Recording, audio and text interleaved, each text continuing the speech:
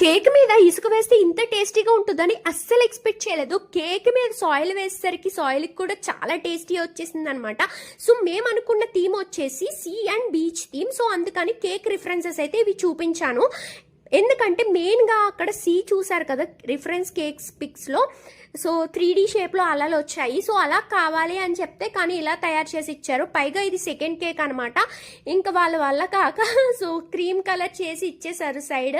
So remaining ఇసుక type మీరే వేసుకోండి అని చెప్పారు. సో నిమిషం కూడా ఆలోచించలేదు ఇసుక ఎలా వేస్తాము, అదే ఎలా చేస్తాము అని. సో నేను అప్పుడు చెప్పాను అనమాట, గుడ్డే బిస్కెట్స్ ఉంటాయి కదా వాటిని పౌడర్ చేసి ఇవ్వండి అని చెప్పాను. ఇంకా సో వాళ్ళు ఎలా ఇస్తే నేను ఇంకా ఇలా సెట్ చేసుకున్నాను అనమాట. ఇంకా దానిపైన మినియేచర్ బొమ్మలు కనిపిస్తున్నాయి కదా, అవి అయితే నేను విడిగా షాప్ లో బై చేశాను. అండ్ రిమైనింగ్ డెకరేషన్ ఐటమ్ అంతా కూడా అమెజాన్ లోనే తీసుకున్నాను. ఇప్పుడు కూడా కేక్ పైన బొమ్మలు మాత్రమే పెడతాను అనమాట. ఎందుకంటే మనం ఏదైనా థీమ్ రిఫరెన్స్ తీసుకున్నాం అనుకోండి, దానిపైన ఏం కనిపిస్తాయి, షుగర్ ఫౌంటైన్ తో కనిపించే బొమ్మలు.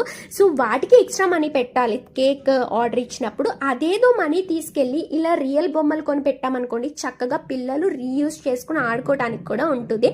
సో అందుకే అలా చేస్తాను. ప్లస్ ఆ ఫౌండెంట్ బొమ్మలు తినడానికి అవకాశం వాళ్ళకు ఉండదు, హెల్త్ ఇష్యూస్ కూడా రాకుండా ఉంటాయని. అండ్ అలాగే ఇక్కడ టేబుల్ పైన ఒక స్టోన్ కనిపిస్తుంది కదా, దానిపైన వచ్చిన డిజైన్ అనేది న్యాచురల్ గా సముద్రపు అలల వల్ల ఫామ్ అయింది అనమాట. అండ్ దానిపైన మొక్కలు కూడా అది సముద్రపు ఒడ్డుని దొరికిన నాచు.